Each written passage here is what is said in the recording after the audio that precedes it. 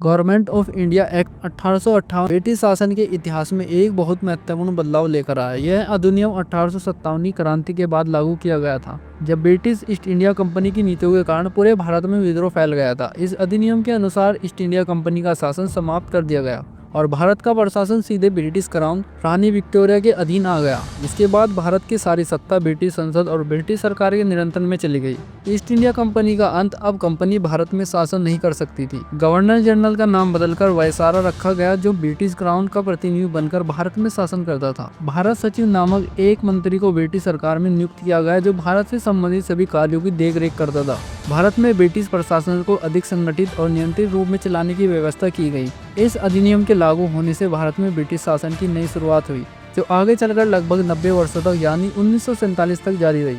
1858 का अधिनियम भारत में कंपनी शासन के अंत और ब्रिटिश सरकार के प्रतीक शासन की शुरुआत का प्रतीक था।